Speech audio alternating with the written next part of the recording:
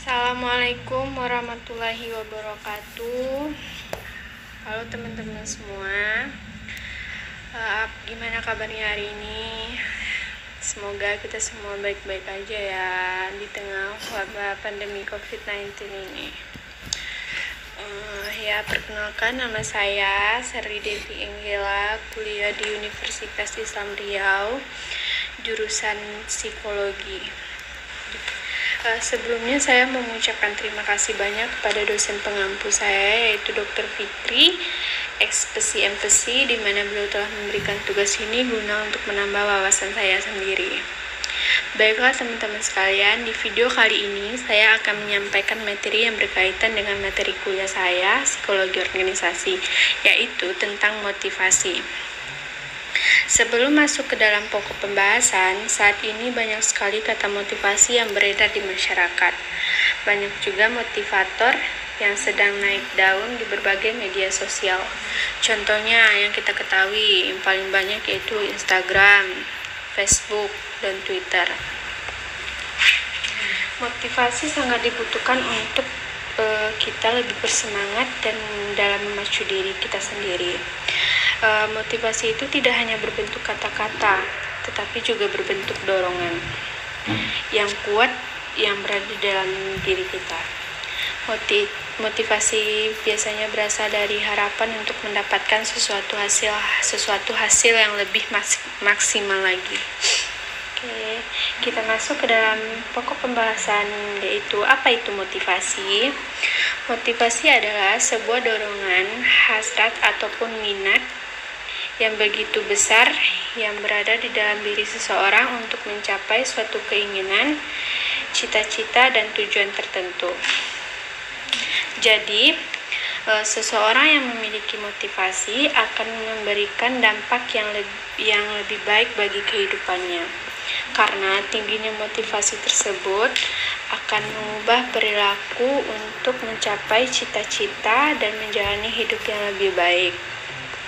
Oleh karena itu nih, setiap orang sangat membutuhkan motivasi untuk dirinya sendiri, agar dimana kita tidak mudah putus asa dan merasa down gitu, serta dapat cepat bangkit dalam menghadapi kegagalan. Kan pada umumnya motivasi itu bisa diperoleh dari dalam diri kita sendiri dan bisa melalui orang lain juga. Karena dengan adanya motivasi, maka seseorang akan memiliki kekuatan ataupun tenaga untuk melakukan tindakan tertentu tanpa adanya paksaan. Selanjutnya, masuk ke dalam teori-teori motivasi. Di sini ada 5 teori motivasi. Yang pertama yaitu tentang teori hierarki Maslow, di mana dikemukakan oleh Abraham Maslow. Dikatakan bahwa tingkat kebutuhan hidup manusia berdasarkan 5 jenis, mulai dari kebutuhan mendasar hingga kebutuhan paling tinggi. Contoh tingkatan hierarki yang dimaksud yaitu yang pertama, kebutuhan fisiologis atau physiological needs, di mana kebutuhan hidup manusia yang paling mendasar seperti kebutuhan terhadap makan, minum, air, udara, pakaian, tempat tinggal, dan kebutuhan untuk bisa bertahan hidup. Tingkatan yang kedua yaitu kebutuhan keamanan atau safety needs, di mana kebutuhan hidup manusia untuk memperoleh rasa aman dari kekerasan, baik itu secara fisik maupun psikis.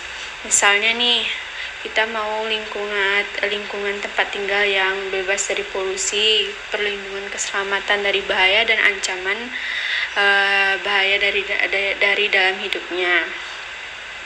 Hierarki yang ketiga yaitu kebutuhan sosial atau social need, di mana sesuai dengan sifat manusia sebagai makhluk sosial yang membutuhkan orang lain dalam menjalankan hidupnya. Kebutuhan ini mengisyaratkan bahwa untuk kita memiliki rasa mencintai dan dicintai. Dan tingkatan yang keempat yaitu kebutuhan penghargaan, atau esteem needs, di mana kebutuhan yang berkaitan dengan fisiologis, kebutuhan keamanan dan sosial. Kebutuhan itu dapat menjadikan orang tersebut berharap diakui oleh orang lain, sehingga memiliki reputasi dan rasa percaya diri yang tinggi serta dihargai oleh orang lain. Yang kelima, yang paling tinggi, yaitu kebutuhan aktualisasi diri atau self-actualization, di mana kebutuhan yang paling tinggi dalam hidup manusia menurut Maslow, yaitu kebutuhan manusia yang dapat memenuhi ambisi pribadinya. Kita lanjut, yang kedua ada teori dari E.R.G. Alderfer, di mana ERG dapat diartikan sebagai kebutuhan untuk mencapai potensi diri yang maksimal. Teori ERG Alderfer ini, atau biasa dikenal dengan ERG saja, yang dikemukakan oleh Alderfer, yang diambil dari bentuk persamaan E itu sama dengan eksistensi, yang berarti eksistensi kebutuhan seperti fisiologis dan materialistis. Sedangkan R-nya itu adalah relative need, yang menyatakan bahwa hubungan dengan pihak lain. Serta G adalah grow.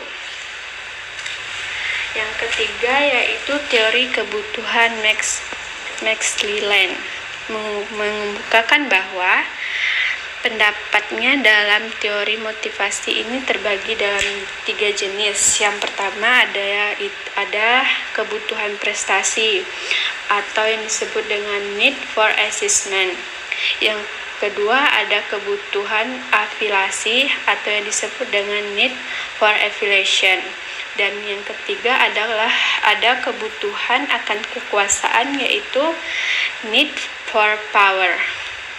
Yang keempat ada teori motivasi dari Eugenie Herbert, di mana teori ini sering disebut dengan teori 2 faktor yang berbeda, yakni tingkat kepuasan dan ketidakpuasan dalam bekerja, atau yang disebut juga teori MH. Maksudnya di sini kepuasan bekerja yaitu faktor yang berhubungan dengan pengakuan, prestasi, tanggung jawab, kepuasan positif bagi karyawan-karyawannya gitu. Sedangkan yang ketidakpuasan itu merupakan faktor yang berhubungan dengan kondisi lingkungan kerja, hubungan antar individu karyawan satu dengan karyawan lainnya, keamanan bekerja, ataupun gaji yang diberikan oleh perusahaan itu merasa tidak puas bagi karyawannya gitu. Selanjutnya ada teori harapan dari Fromm, di mana dia menyatakan bahwa teori motivasi dalam bukunya yaitu Work and Motivation, yang berbunyi bahwa seseorang melakukan tindakan karena mengharapkan hasil atau imbalan. Konsep teori harapan Fromm ini adalah harapan atau ekspektasi, yaitu tingkat kepercayaan seseorang bahwa suatu usaha akan menghasilkan kinerja tertentu. Dan ada juga instrumentali atau tingkat kepercayaan seseorang bahwa suatu kinerja yang dilakukan bisa mendapatkan hasil tertentu. Dan yang terakhir itu ada valensi, yang berkaitan dengan nilai positif dan nilai negatif dari hasil yang telah dicapai. Selanjutnya ada jenis-jenis motivasi. Jenis-jenis motivasi ini terbagi menjadi 2, yaitu motivasi internal dan motivasi eksternal. Motivasi internal ini motivasi yang berasal dari dalam diri setiap individu. Contohnya, motivasi tersebut tumbuh dari dalam diri tanpa adanya pengaruh dari orang lain. Sedangkan motivasi eksternal yaitu motivasi yang berasal dari luar individu itu sendiri.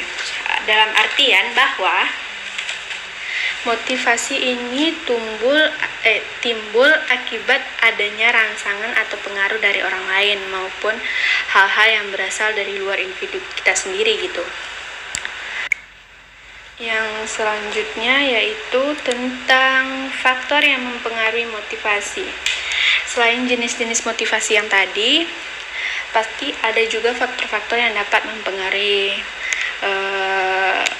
motivasi setiap individu kan, karena tentu dalam keadaan motivasi setiap individu itu pasti berbeda. Di sini ada dua faktor. Yang pertama yaitu faktor pemuas atau yang disebut dengan satisfier, merupakan faktor yang berasal dari dalam diri sendiri, dan oleh karena itu faktor pemuas ini juga bisa disebut dengan intrinsic motivation.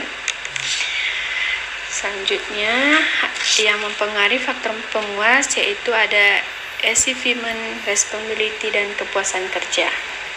Maksudnya yaitu adanya faktor pemuas akan mendorong setiap individu untuk selalu mendapatkan sebuah prestasi. Prestasi tersebut tentu mampu dong memberikan rasa puas tersendiri bagi kita. Maka hal-hal yang mempengaruhi itu yaitu achievement. Achievement itu adalah prestasi. Prestasi akan menjadi sebuah dorongan utama seseorang untuk semangat dalam bekerja, dan dia akan memberikan kualitas kinerja yang baik dan selalu melakukan inovasi dan memberikan hasil yang memuaskan sehingga mampu mencapai prestasi dengan sangat baik. Yang kedua itu responsibility. Responsibility itu adalah sebuah tanggung jawab. Karena pasti dong setiap individu memiliki rasa tanggung jawab yang ada di dalam diri kita sendiri. Karena rasa tanggung jawab itulah yang dapat mendorong individu tersebut untuk melakukan pekerjaan dengan sebaik mungkin. Yang ketiga yaitu kepuasan kerja, di mana kepuasan kerja merupakan teori yang dikembangkan dan berasal dari tingkat kebersamaan kepuasan. Dan teori ini mengumpulkan bahwa pribadi seseorang menentukan kepuasan kerjanya sendiri. Selanjutnya yaitu tentang faktor pemelihara. Faktor pemelihara yang berasal dari luar individu sehingga dapat disebut dengan extrinsic motivation. Extrinsic motivation dipengaruhi oleh individu ataupun hal lain yang di luar individu. Maksudnya yaitu tidak semua individu memiliki motivasi yang tinggi, sehingga tidak heran jika kita melihat pencapaian ataupun prestasi setiap individu itu berbeda pula. Karena saat ini banyak juga fenomena individu yang kehilangan motivasi, dan akibatnya mereka merasa putus asa dan mudah menyerah, sehingga membuat diri mereka tidak memiliki semangat untuk menjalankan hidup dan pekerjaannya. Karena hal tersebutlah membuat individu harus mampu meningkatkan motivasi kerja. Dengan cara meningkatkan motivasi kerja yaitu dengan cara cari pekerjaan yang sesuai minat dan bakat, selalu positive thinking, terus belajar, istirahat yang cukup, dan terakhir dapatkan penghargaan yang sesuai.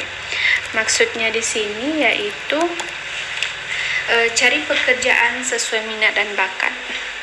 Karena dengan kita mendapatkan pekerjaan yang sesuai dengan apa yang kita mau, dengan minat dan bakat yang kita mau, pasti akan menambah motivasi dalam bekerja. Pasti kita akan merasa senang hati dan ikhlas untuk melakukan pekerjaan tersebut, bukan? Terus ada juga banyak inovasi dan ide baru yang kita keluarkan gitu, sehingga kita mampu memacu diri sendiri untuk selalu berprestasi dalam bekerja. Karena lakukanlah pekerjaan itu dengan senang hati sehingga kita akan termotivasi dengan sendirinya. Yang kedua ada positive thinking. Kita harus selalu berpikiran positif, tentu akan sangat berpengaruh terhadap tinggi rendahnya motivasi yang ada di dalam diri kita. Oleh karena itu nih, berpikir terus dong secara positif agar tersalur pula energi-energi baik yang ada di dalam tubuh kita. karena hal ini dapat memberikan rangsangan yang baik pula, sehingga akan menimbulkan motivasi yang besar di dalam diri untuk melakukan suatu pekerjaan sebaik mungkin. Dan ada juga terus belajar. Kita harus terus belajar untuk menemukan hal-hal yang baru yang berasal dari luar. Dorongan dari luar tersebut akan mampu meningkatkan motivasi kerja kita menjadi lebih baik. Akan banyak juga pelajaran-pelajaran bermakna yang kita temui di luar sana. Dan kita juga butuh istirahat yang cukup, karena itu juga dapat memacu motivasi di dalam diri. Karena istirahatlah bila otak dan badan Anda sudah menolak untuk bekerja. Karena kesehatan tubuh itu penting loh untuk menjaga kebugaran. Karena kebugaran tubuh yang baik akan mampu menghasilkan motivasi yang baik pula. Jadi, sayangilah tubuh Anda, jangan dipaksakan untuk terus bekerja ya. Terusnya ini yang paling penting, yang terakhir, yaitu tentang dapatkan penghargaan yang sesuai. Maksudnya yaitu penghargaan kita dalam sebuah pekerjaan tentu akan menjadi tujuan utama dalam hidup kita. Maka untuk itu pastikanlah bahwa Anda itu telah mendapat penghargaan ataupun gaji yang sesuai dengan pekerjaan yang kita lakukan. Oke, di slide selanjutnya yaitu ada motivasi disiplin ilmu psikologi. Pada dasarnya motivasi ini terbagi ke dalam dua jenis, yaitu motivasi intrinsik yang tadi sudah dijelaskan juga, dan motivasi ekstrinsik, di mana di sini akan lebih dijelaskan lagi, yaitu di mana motivasi intrinsik yaitu sesuatu bentuk dorongan yang bersumber dari dalam diri sendiri untuk melakukan tindakan. Dalam artian, motivasi tidak memerlukan rangsangan atau pengaruh dari orang lain dalam mencapai tujuannya. Maksudnya di situ kayak individu yang memiliki motivasi ini akan cenderung lebih aktif, dikarenakan sumber kekuatannya kan berasal dari dalam dirinya sendiri nih. Ia akan merasa senang dan puas untuk melakukan suatu tindakan tanpa mengharapkan imbalan apapun dari orang lain. Contohnya aja gini, belajar deh. Karena kebanyakan pelajar menganggap bahwa belajar merupakan tindakan yang membosankan, sehingga tidak jarang mereka akan bermalas-malasan dalam melakukan kegiatan, baik itu di rumah ataupun di sekolah. Apalagi sekarang daring kan. Tetapi bagi pelajar yang memiliki motivasi dalam dirinya akan menjadikan kegiatan belajar sebagai fondasi untuk meraih keberhasilan dalam hidupnya. Jadi gitu. Kalau motivasi ekstrinsik itu yaitu adanya dorongan yang berasal dari pengaruh orang lain untuk mencapai tujuan yang akan menguntungkan dirinya. Dalam artian bahwa individu memiliki motivasi ini akan menjadi aktif karena adanya imbalan yang dia terima. Maksudnya, contohnya gini, umpamanya ada setiap karyawan yang bekerja di perusahaan akan berlomba-lomba untuk menonjolkan kemampuan dirinya agar perusahaan tersebut dapat meningkatkan karirnya di masa selanjutnya. Itu. Selanjutnya ada tentang fungsi dan tujuan dari motivasi. Yang pertama yaitu menentukan arah yang ingin dicapai. Berfungsi sebagai pengarah terhadap kegiatan yang dilakukan seseorang individu sesuai dengan tujuan yang dicapai. Maksudnya dalam hal ini ada dua jenis arah yang bisa dicapai, yaitu arah yang positif dan arah yang negatif. B. Menyeleksi perbuatan yaitu sebagai penyeleksi untuk membantu membuang perbuatan yang tidak berkaitan dengan tujuannya. Dengan demikian, di mana motivasi ini berfungsi sebagai penyeleksi untuk membantu individu membuang perbuatan yang tidak berkaitan dengan tujuannya. Yang ketiga yaitu Yang C, menentukan cepat atau lambatnya tindakan. Berfungsi sebagai promotor, yaitu mesin penggerak memberikan kekuatan bagi individu untuk melakukan tindakan tertentu. Contohnya gini, seseorang yang termotivasi pasti akan menentukan upaya apa yang harus ditempuh agar tujuannya itu semakin cepat tercapai gitu loh. Oke, di pembahasan selanjutnya, di slide selanjutnya ada beberapa pendapat definisi para ahli. Di sini saya ada 8 pendapat para ahli dan saya akan menjelaskannya satu persatu. Yang pertama ada Weiner, di mana pengertian motivasi menurut Weiner yang dikutip dari Elliot et al. Adalah kondisi internal yang membangkitkan seseorang untuk melakukan tindakan, mendorong individu dalam mencapai tujuan tertentu, atau membuat individu tertarik untuk melakukan kegiatan tertentu. Yang kedua ada Uno. Menurut Uno, motivasi dapat diartikan sebagai bentuk dorongan secara internal dan eksternal dari dalam diri seseorang yang diidentifikasikan dengan adanya hasrat dan minat, dorongan dan kebutuhan, harapan dan cita-cita, penghargaan dan penghormatan. Yang ketiga ada Henry Shimamura, di mana menurut Henry ini motivasi merupakan sebuah fungsi yang berasal dari bentuk pengharapan individu bahwa upaya yang tentu akan menghasilkan tingkat kinerja yang pada gilirannya akan membuahkan imbalan atau hasil yang ia kehendaki. Yang keempat ada G.R. Terry, di mana G.R. Terry menyatakan bahwa motivasi merupakan sebuah keinginan yang terdapat pada diri seseorang untuk merangsangnya untuk melakukan berbagai tindakan. Yang kelima ada Robin and Jack C, di mana menurut mereka yaitu motivasi merupakan suatu proses yang menjelaskan intensitas, arah, dan ketekunan individu untuk mencapai tujuannya. Yang keenam ada Edwin B. Flippo, di mana menurut Edwin ini mengatakan bahwa motivasi suatu bentuk keahlian dari dalam mengarahkan seseorang pegawai atau sebuah organisasi untuk mencapai keberhasilan dalam bekerja, sehingga tujuan dari motivasi dapat tercapai. Yang ketujuh ada Viktor Hartrum, di mana menurut Viktor ini motivasi ialah suatu akibat dari hasil yang ingin diraih atau dicapai oleh seseorang dengan memperkirakan bahwa apa yang dilakukan dapat mengarahkan pada hasil yang diinginkan.